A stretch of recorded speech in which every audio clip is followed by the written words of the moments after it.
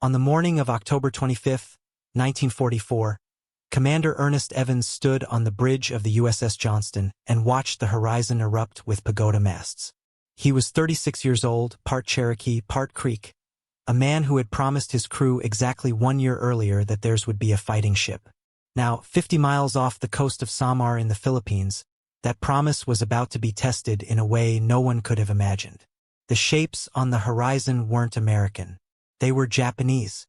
For battleships, 6 heavy cruisers, 2 light cruisers, 11 destroyers, and at the center of the steel armada, the Yamato, the largest battleship ever built, displacing 72,000 tons with 9 18.1-inch guns, each capable of firing a 3,220-pound shell 26 miles. Each of Yamato's main gun turrets weighed 2,774 tons, more than the entire USS Johnston. Evans commanded a Fletcher-class destroyer, 2,100 tons, 5 5-inch guns, 10 torpedoes. His shells weighed 54 pounds and could reach 7 miles. Yamato's shells weighed 3,220 pounds and could reach 26 miles. The mathematics were a death sentence. But Evans wasn't looking at mathematics. He was looking at 6 escort carriers behind him. Taffy 3. 6 thin-skinned baby flat-tops with a top speed of 18 knots, loaded with troops and supplies for the invasion of Leyte. Between those carriers and the Japanese fleet stood 3 destroyers, for destroyer escorts and absolutely nothing else. Admiral Clifton Sprague, commander of Taffy 3, stared at the same horizon from the bridge of the USS Fanshawe Bay and understood immediately what had happened. Admiral William Halsey had taken the entire 3rd Fleet, every battleship, every fleet carrier, and chased a decoy force north. The 7th Fleet's battleships were engaged in Surigao Strait to the south, and Vice Admiral Takeo Kurita, aboard the Yamato, had slipped through San Bernardino Strait during the night and was now bearing down on the most valuable, most vulnerable target in the Pacific, the invasion fleet at Leyte Gulf. 130,000 American soldiers, thousands of tons of supplies, ammunition, fuel, food, all of it within 2 hours steaming distance of Kurita's guns. Nothing stood between them except Taffy 3. At 06:59 hours, Yamato's main guns opened fire. The sound traveled across 20 miles of open ocean like rolling thunder. Aboard the Johnston, Evans watched the shells arc through the sky. They were visible, enormous cylinders of steel tumbling through the air at supersonic speed. One salvo landed 400 yards short. The next landed 200 yards over. Yamato was bracketing them, walking her fire onto target.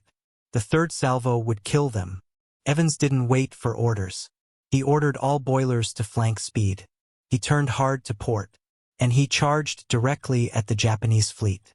If you're enjoying this deep dive into the story, hit the subscribe button and let us know in the comments from where in the world you are watching from today. This was not heroism in the traditional sense. This was calculation. Evans had studied the Battle of Java Sea in 1942. He had watched Japanese cruisers slaughter Allied ships from maximum range while the Allied destroyers, outgunned and outranged, died without firing a shot. He had learned the lesson that every destroyer captain in the Pacific knew but few had the courage to execute. Against overwhelming firepower, distance was death. The only chance was to close the range. Get inside the enemy's firing solution. Make them adjust. Make them turn. Make them react. By time, the Johnston accelerated to 35 knots. Every man aboard knew what was happening. They were charging the largest battleship ever built. They were charging 6 heavy cruisers whose 8-inch guns could penetrate a destroyer's hull from 15 miles away. They were charging alone. Behind Johnston, the other destroyers of Taffy 3's screen hesitated. Not from cowardice, from shock. The standard doctrine for destroyers facing battleships was to lay smoke and retreat. Evans was doing the opposite. He was attacking. But the mathematics of Evans's decision were sound, even if the odds were suicidal. The Johnston carried 10 Mark 15 torpedoes. Each torpedo weighed 3,400 pounds, carried a 643-pound warhead, and had an effective range of 6,000 yards, 3 nautical miles. To launch those torpedoes, Evans had to close from 20 miles to 3 miles while under fire from ships that could kill him at any moment. The Johnston's 5-inch guns had a maximum range of 9 miles. For the first 11 miles of his charge, Evans couldn't even shoot back. Aboard the Yamato, Japanese spotters tracked the American destroyer through their optical rangefinders.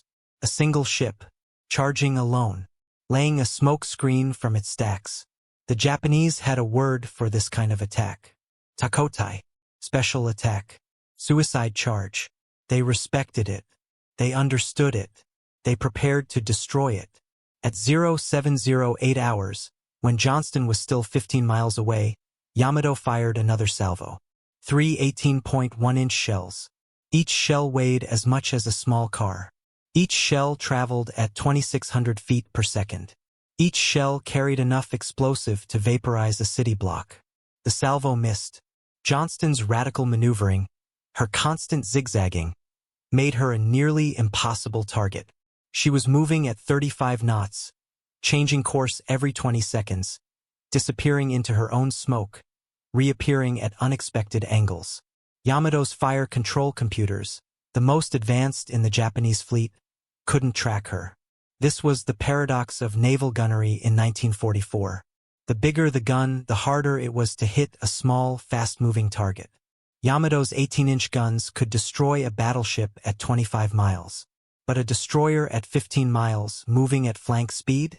The probability of a hit dropped below 10%. Evans knew this. He had studied the ballistics tables.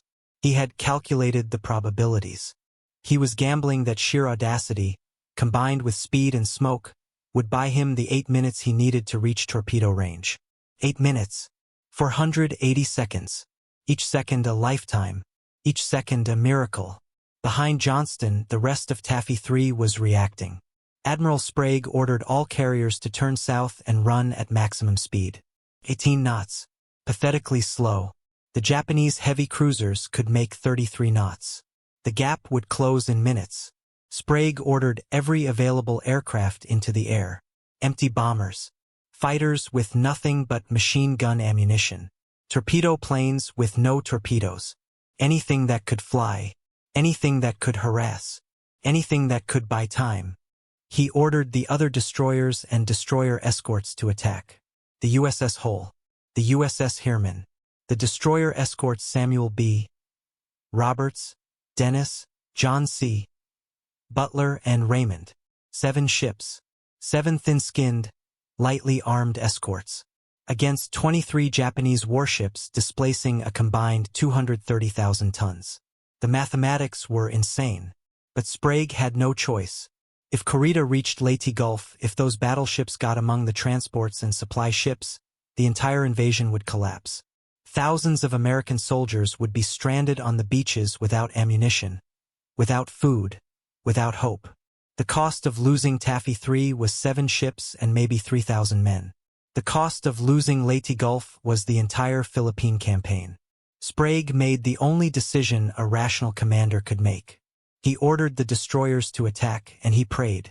At 0716 hours, Johnston reached firing range. Evans didn't slow down. He didn't stop to aim. He ordered all 10 torpedoes fired in sequence at the lead Japanese heavy cruiser, the Kumano. The torpedoes left their tubes with a hiss of compressed air. They hit the water. Their propellers engaged. They armed themselves after running 100 yards. And they began their run. 46 knots. A long, deadly run toward a target that was still shooting at them. Evans couldn't see if the torpedoes would hit. He was too busy evading incoming fire. The Japanese heavy cruisers had opened up with their 8-inch guns. Shells were landing all around Johnston. Water columns erupting 200 feet into the air. Shrapnel pinging off the hull. One near miss lifted the stern of the ship clear out of the water. Another near miss jammed the rudder hard to starboard. The crew had to use manual steering.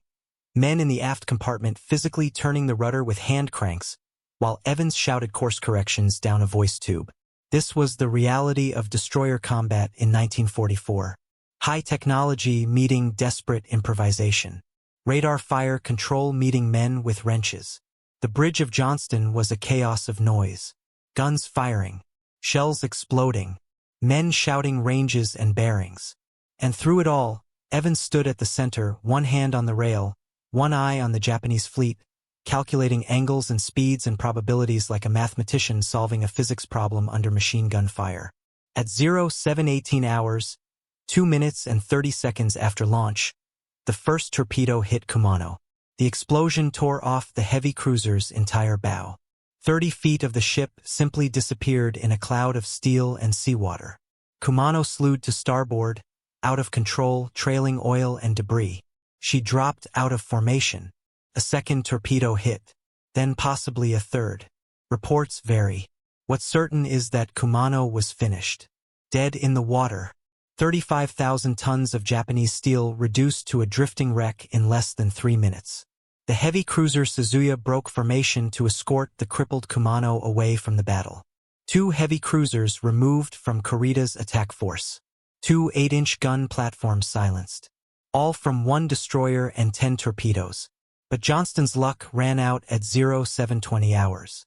Yamato, frustrated by her inability to hit the American carriers, had shifted fire to the destroyers. She fired a full salvo. 9 18.1-inch shells. 3 of them hit Johnston directly. The impact was beyond comprehension. Each shell weighed 3,220 pounds. Each shell was traveling at 1,800 feet per second. Each shell carried 200 pounds of high explosive. When they hit, they didn't penetrate cleanly like armor-piercing rounds. These were high-explosive shells. They detonated on impact. The first shell hit amidships. It destroyed Johnston's number 1 smoke generator. Killed 3 men outright. It ruptured steam lines. Superheated steam at 600 pounds per square inch flooded the compartment. Men died instantly. Their skin flash-boiled off their bones. The second shell hit the bridge. It detonated directly in front of Commander Evans. The blast threw him 15 feet across the deck. Shrapnel tore off 2 fingers on his left hand. It ripped his shirt completely off his body. It embedded fragments of steel in his chest and arms. His executive officer, Lieutenant Robert Hagen, was wounded in the face and neck. The helmsman was killed. The navigation officer was wounded. The bridge was a slaughterhouse. But Evans didn't go down. He pulled himself upright. Blood running down his bare chest. 2 fingers missing. Shrapnel wounds across his torso. And he refused morphine. He refused medical treatment. He ordered the corpsman to focus on the other wounded. He would command his ship until she sank or the battle ended. The third 18-inch shell hit Johnston's engine room. It didn't penetrate the main machinery spaces, but the explosion was so violent it knocked out one of the ship's 2 turbines. Johnston's speed dropped from 35 knots to 17 knots. Her maneuverability was cut in half. She was crippled, but she was still afloat, still fighting, still firing, because Yamato's high-explosive shells, designed to blow apart unarmored structures, had passed through Johnston's thin hull without triggering their fuses properly. If Yamato had been firing armor-piercing rounds, designed to penetrate heavy battleship armor before detonating, Johnston would have been sunk instantly. Instead, she survived, crippled, burning, but alive. Yamato's fire control officers marked Johnston as sunk. They saw her drop out of formation. They saw smoke pouring from her wounds. They shifted fire to other targets. And in that moment of respite, Evans made a decision that defined the rest of the battle. He didn't retreat. He didn't try to escape. He ordered Johnston to rejoin the fight, on 1 engine, with manual steering, with half his crew dead or wounded. He turned Johnston back toward the Japanese fleet and resumed firing. This is where the mathematics of courage intersect with the physics of industrial warfare. Evans had been taught at the Naval Academy that battles were won by superior firepower, superior numbers, superior technology. He had been taught that a rational commander preserved his forces, withdrew when outmatched, lived to fight another day. But Evans understood something his instructors had never mentioned. Sometimes the mathematics aren't in the outcome. Sometimes the mathematics are in the time bought. Every minute Johnston kept fighting was a minute the Japanese had to react to her. Every minute she fired her 5-inch guns was a minute the Japanese cruisers had to maneuver, to turn, to adjust their firing solutions. Every minute she drew fire was a minute the escort carriers behind her weren't being hit. Evans wasn't trying to sink the Japanese fleet. He was trying to slow them down. He was trying to create chaos in their formation. He was trying to make Admiral Kurita doubt. And it was working. Aboard Yamato, Kurita was watching his formation disintegrate. Kumano was crippled. Suzuya was out of position, escorting the damaged cruiser. The American destroyers had launched torpedo attacks from multiple directions. His heavy cruisers were maneuvering independently, trying to evade torpedoes, trying to engage destroyers, trying to chase the fleeing carriers. The neat battle line he had envisioned, the overwhelming firepower he had planned to bring to bear on the American transports at Leyte Gulf, was scattering across 30 miles of ocean. And the American aircraft were arriving, wave after wave, torpedo bombers, dive bombers, fighters. Most of them had no anti-ship weapons. Some were dropping depth charges. Some were making dry runs, pretending to attack, forcing Japanese ships to turn away. It was chaos. Kurita had expected to fight a surface action. Battleships against carriers. Guns against flight decks. Clean. Decisive. Quick. Instead, he was fighting a melee. Destroyers charging his battleships. Torpedo wakes crisscrossing in every direction. Aircraft diving at his formation. Smoke obscuring his targets. And every minute, every single minute, his force was moving away from Leyte Gulf. Away from the mission. Away from the invasion fleet he was supposed to destroy. This was the second paradox of the battle off Samar. Kurita had overwhelming firepower. He had 4 battleships. He had 6 heavy cruisers. He had the Yamato. But firepower only matters if you can apply it to the target. And Evans, with his single crippled destroyer, was making it impossible for Kurita to apply his firepower effectively. The battle off Samar was becoming a study in the difference between potential and reality. On paper, Kurita's force should have annihilated Taffy 3 in 30 minutes. In reality, after an hour of combat, he had sunk nothing. He had crippled Johnston. He was chasing the carriers. But he hadn't sunk a single ship. The American destroyers, operating independently, were creating such chaos that Kurita's superior numbers were irrelevant. He couldn't concentrate his fire. He couldn't execute coordinated attacks. He was reacting. And in naval warfare, the side that's reacting is the side that's losing, no matter how many battleships it has. At 07:45 hours, 56 minutes into the battle, the USS Hull joined Johnston's attack. The USS Herman followed. The destroyer escort Samuel B. Roberts, a ship so small she was nicknamed a tin can, charged the Japanese battle line with her 2 5-inch guns and 3 torpedoes. These were not fleet destroyers like Johnston. These were escort ships, designed to protect convoys from submarines. They had minimal armor, limited ammunition, top speed 24 knots. They were charging ships that displaced 10 times their weight and mounted guns 5 times larger. The destroyer escort Samuel B. Roberts weighed 1,460 tons. The Japanese heavy cruiser Haguro weighed 15,200 tons.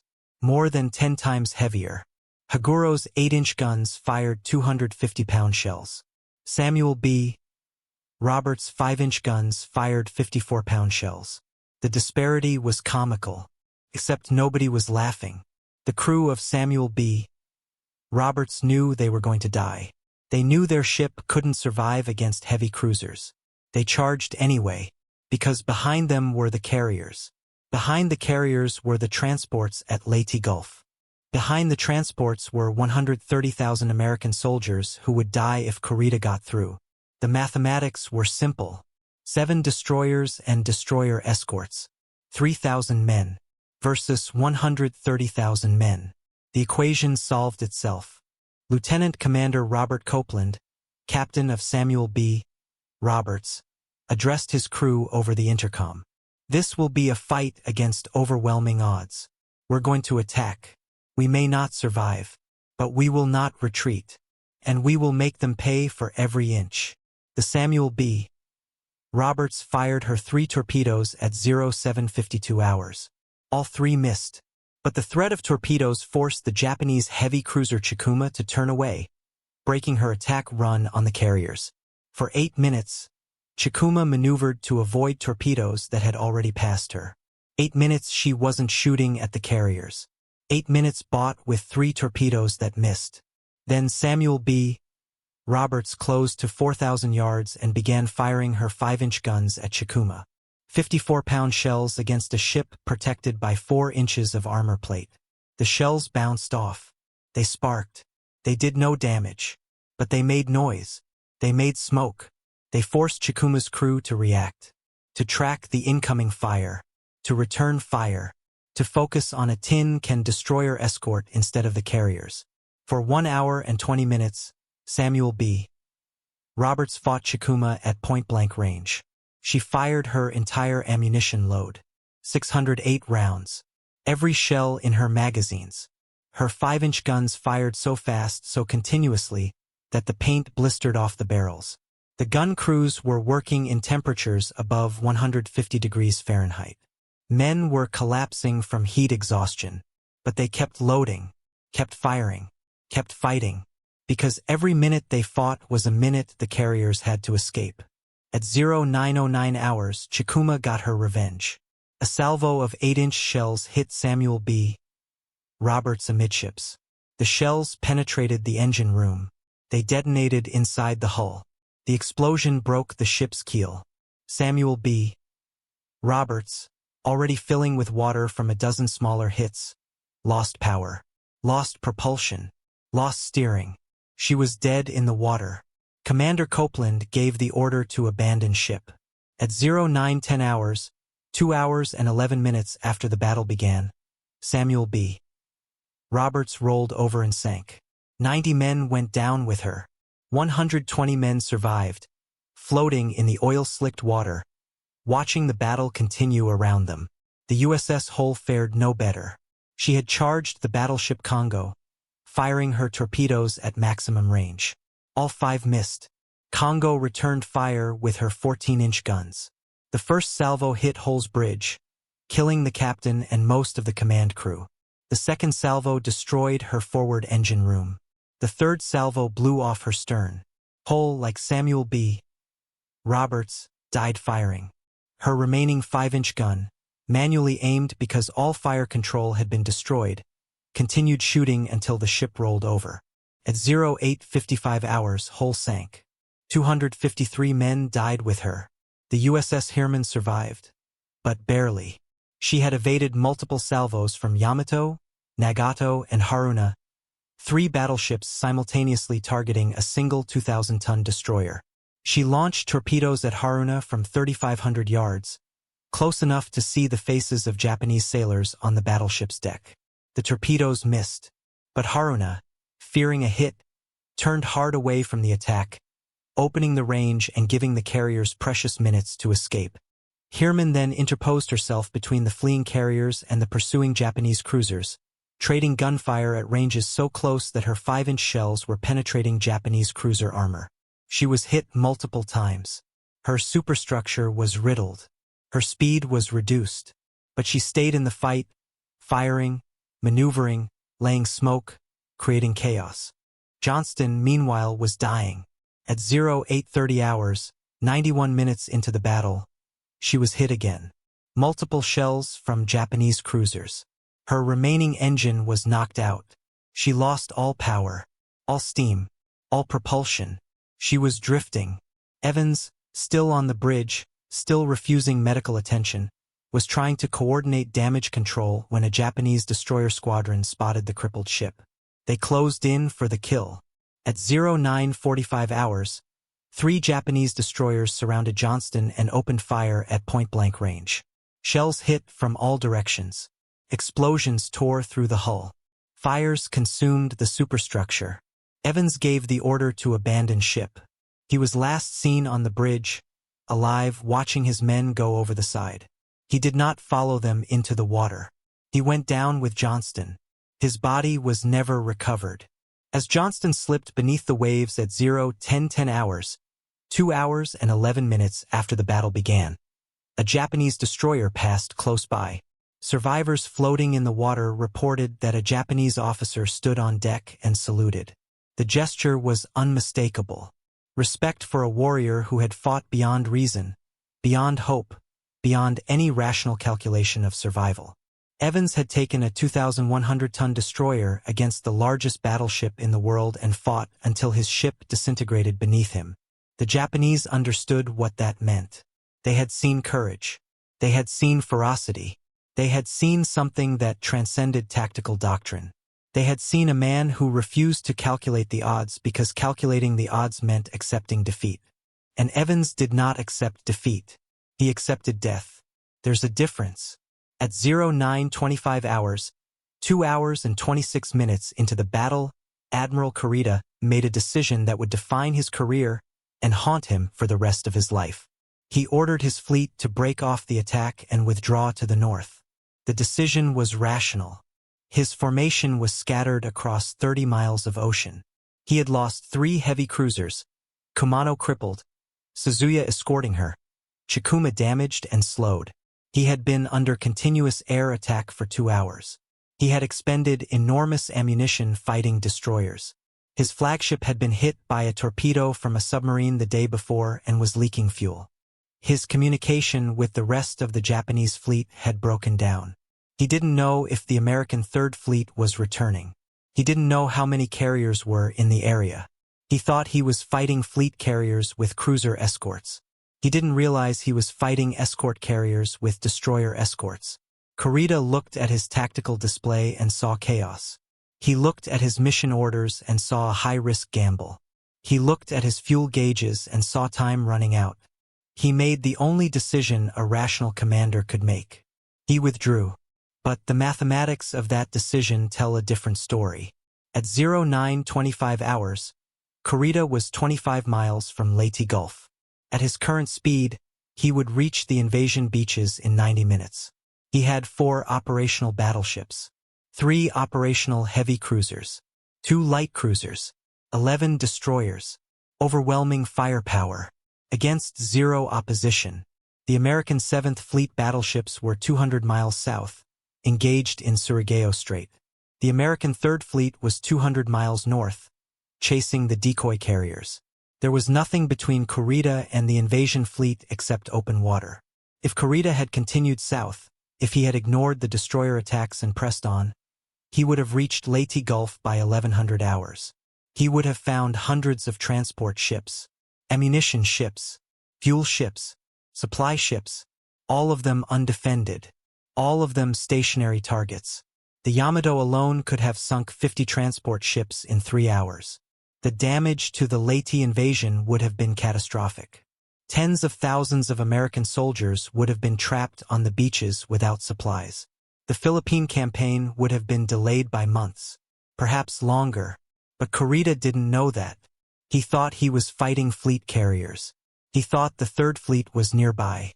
He thought he was about to be trapped between 2 American carrier groups. So he withdrew, and Taffy 3 survived.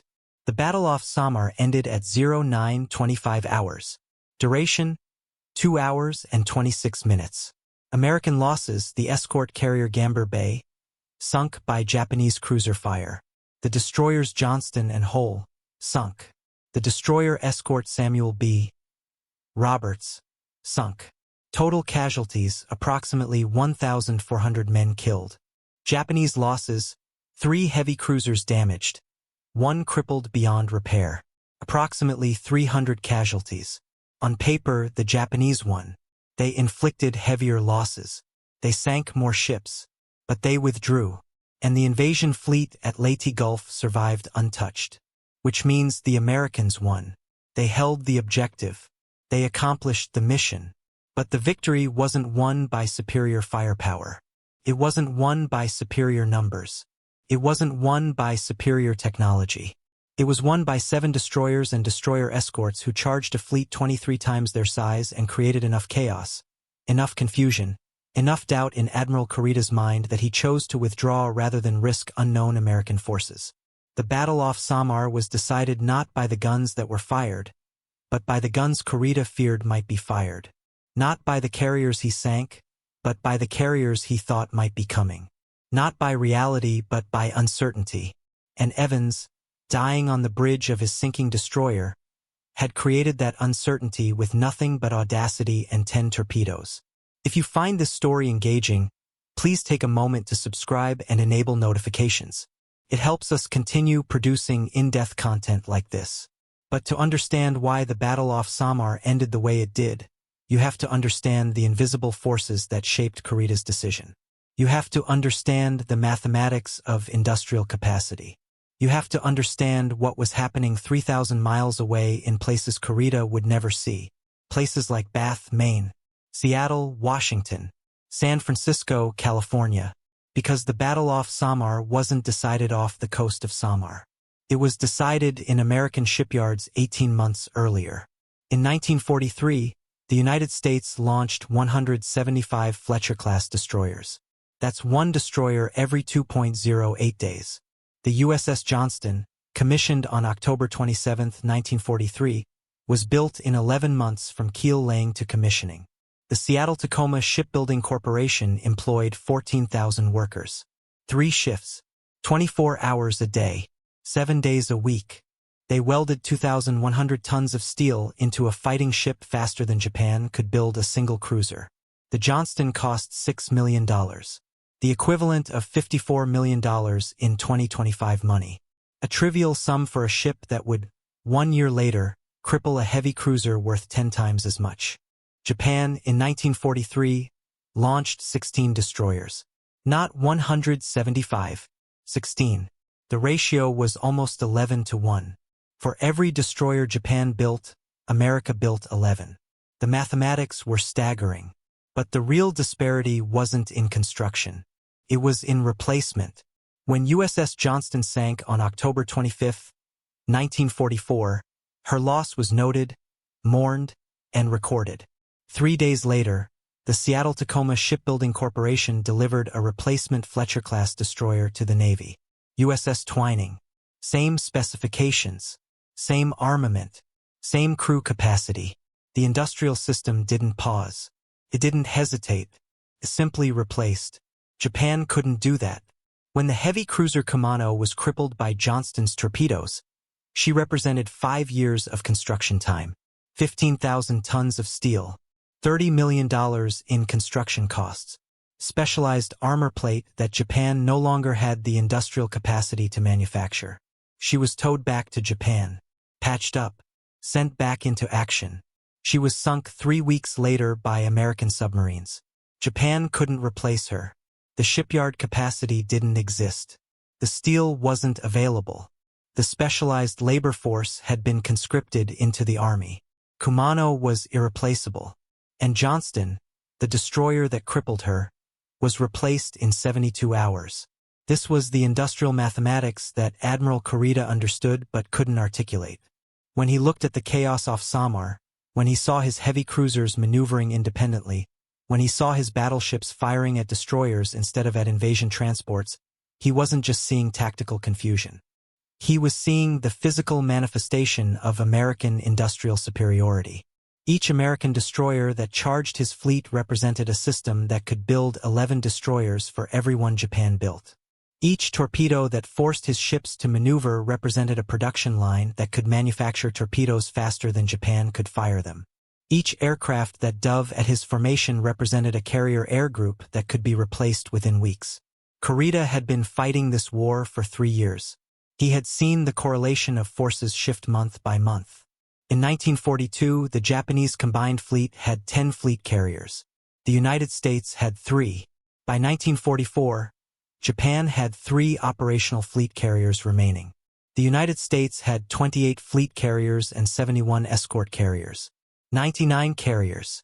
The ratio had reversed from 3.3 to 1 in Japan's favor to 33 to 1 in America's favor. In 2 years. That's not battlefield attrition. That's industrial output overwhelming military capacity. The battle off Samar was the moment where this industrial disparity became viscerally, undeniably real for Japanese commanders. Kurita had been told, intellectually, that America could build ships faster than Japan could sink them. But off Samar he experienced it. He watched 7 destroyers attack his battleships with the absolute confidence of men who knew their losses would be replaced. He watched pilots fly dry attack runs, pretending to drop torpedoes, because they knew more pilots and more planes were coming. The Americans fought as if they had infinite resources, because relative to Japan they did. In 1944, the United States produced 96,318 aircraft. Japan produced 28,180 aircraft, ratio 3.4 to 1. The United States produced 17.3 million tons of steel. Japan produced 5.9 million tons, ratio 2.9 to 1. The United States commissioned 237 warships of all types. Japan commissioned 31, ratio 7.6 to 1. These weren't just numbers. These were weapons systems. These were destroyers like Johnston. These were aircraft like the ones harassing Kurita's fleet. These were the shells and torpedoes and bombs that Kurita would face in every battle for the rest of the war. He couldn't sink them faster than America could build them. But the real tragedy of the battle off Samar, the real lesson that Kurita learned and that shaped his decision to withdraw was this. American courage was disposable. Evans could charge the Yamato because if Johnston sank, another Fletcher-class destroyer would replace her within days. If Evans died, another commander would take his place. The American system didn't depend on individual excellence. It depended on mass production of competent excellence. Japanese doctrine, by contrast, depended on individual superiority. The Japanese pilot was better trained than the American pilot. The Japanese sailor was more experienced. The Japanese officer was more tactically skilled. In 1942, this was true. Japanese pilots had 800 hours of flight training. American pilots had 200 hours. Japanese crews had years of experience. American crews had months. But by 1944, the mathematics had inverted. Japanese pilots had 200 hours of flight training. Fuel shortages, instructor shortages, aircraft shortages. American pilots had 800 hours. The training pipeline had expanded. The fuel was unlimited. The aircraft kept coming. More critically, when a Japanese pilot died, Japan lost 800 hours of irreplaceable training. When an American pilot died, the training pipeline simply produced another pilot with 800 hours within 3 months. Japan was losing experienced veterans and replacing them with barely trained novices. America was losing trained pilots and replacing them with equally trained pilots. The system had industrialized excellence. Commander Evans had 321 days of combat experience when he died. The commander who took over Johnston's replacement, USS Twining, had 410 days of combat experience. More than Evans. Because the Navy had a deep bench of experienced commanders. Japan didn't. When Vice Admiral Takeo Kurita looked at the American destroyers charging his fleet, he wasn't seeing individual acts of heroism. He was seeing a system that could afford to throw away destroyers and commanders because the supply was functionally infinite. That's terrifying. That's more terrifying than any battleship. That's more terrifying than any weapon system. Because it means that courage, skill, and determination are irrelevant against an opponent who can absorb infinite losses and keep coming. Kurita withdrew because he understood, perhaps for the first time, that he wasn't fighting the U.S. Navy. He was fighting the American industrial system, and no amount of tactical brilliance could defeat that system. The Battle of Samar was one tactical engagement. But it was taking place inside a strategic reality where Japan was producing 31 warships per year and America was producing 237. Where Japan was losing irreplaceable cruisers and America was replacing expendable destroyers. Where Japan was calculating how to preserve its declining force and America was calculating how many ships it could afford to lose. Those calculations led to opposite conclusions. Japan, to preserve forces, withdrew from battles it might have won. America, confident in replacement capacity, charged into battles it might have lost. Off Samar, that difference decided the engagement. Evans charged because he knew Johnston was expendable. Kurita withdrew because he knew Yamato was not. Both commanders were correct. Johnston was replaced in 72 hours. Yamato, once sunk 7 months later, could never be replaced. Japan had neither the steel nor the shipyard capacity nor the time to build another super battleship. America could lose 50 destroyers and build 51. The psychological impact of that disparity cannot be overstated. When Kurita ordered the withdrawal at 0925 hours, he wasn't retreating from 7 destroyers. He was retreating from the specter of an industrial system that terrified him more than any weapon. He was retreating from the knowledge that every ship he sank would be replaced. Every plane he shot down would be replaced. Every torpedo he evaded represented 10 more torpedoes in the supply pipeline. He couldn't win. He could only delay. And delaying meant exposing his irreplaceable battleships to replaceable American destroyers. So he withdrew, and the invasion fleet at Leyte Gulf survived. Admiral Chester Nimitz, Commander-in-Chief of the Pacific Fleet, flew to the Philippines on October 27, 1944, 2 days after the battle. He visited the survivors of Taffy 3.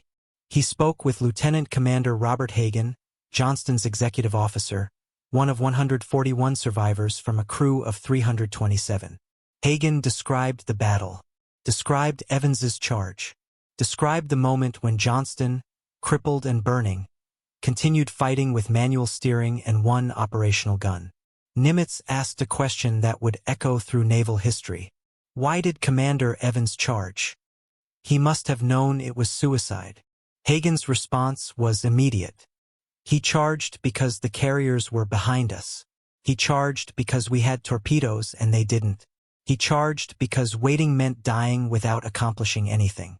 And sir, he charged because he believed we could win. Nimitz paused, then said something that summarized the entire Pacific War. He was right, not because he sank the Japanese fleet, but because he made them doubt. And doubt is more powerful than any battleship. This was the invisible weapon that decided the battle off Samar.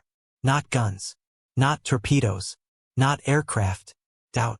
Kurita doubted his intelligence. He doubted his tactical situation.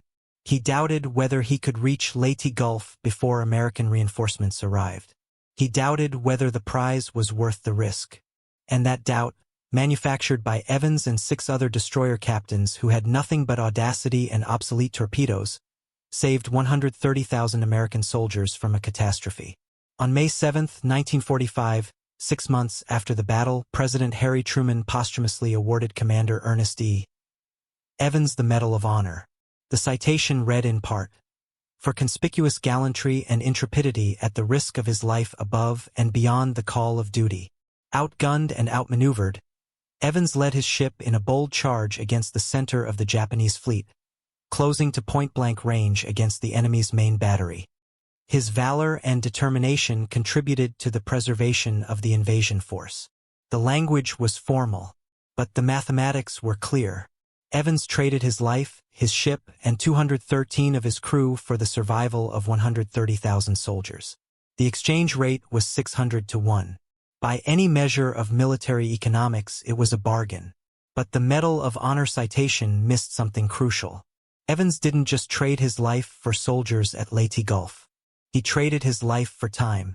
Time for the American industrial system to deliver more destroyers, more aircraft, more ammunition, more everything. Every minute Johnston fought was a minute those factories had to keep producing. Every torpedo Evans fired was one less torpedo Japan had to face from the next destroyer. The battle wasn't fought on October 25, 1944. It was fought across 3 years of industrial production, thousands of miles away, by workers who would never see combat. The welders in Seattle, the machinists in Detroit, the steel workers in Pittsburgh. They fought the battle off Samar. Evans just delivered their work to the target. This is the lesson the Japanese High Command learned too late. They designed the Yamato to be the ultimate battleship. 72,000 tons, 9 18-inch guns, armor plate 26 inches thick on the turret faces. She was engineered to defeat any battleship in the world. And she did. She outgunned every American battleship. She out-armored every American battleship. She was, ton for ton, the most powerful warship ever built. But she lost, because she was fighting destroyers, not battleships. She was fighting a system that could afford to trade 3 destroyers for 1 cruiser. She was fighting mathematics. And against mathematics, engineering is irrelevant. The battle off Samar was Japan's last major surface engagement of the Pacific War. After October 25, 1944, the Japanese combined fleet never again sortied in force. The battleships remained in port. The cruisers were dispersed. The destroyers were assigned to convoy duty. Not because they had been defeated in battle. They had won most of their engagements. But because Japanese commanders understood that every ship lost was irreplaceable. And America could replace losses faster than Japan could inflict them. So the fleet stayed in port, conserving fuel, conserving ammunition, conserving ships, waiting for a decisive battle that never came. Because America didn't need a decisive battle. America just needed to keep building ships. By April 1945, 6 months after Samar, the United States Navy had 1,210 destroyers and destroyer escorts in commission. Japan had 63. The ratio was 19-1. By August 1945, when Japan surrendered, the United States had 15 fleet carriers operational. Japan had 0. The industrial war had ended. The shooting war was just confirmation. Commander Ernest Evans never saw the final victory. He died 2 hours and 11 minutes into a battle he couldn't win. But his death accomplished something no battleship could.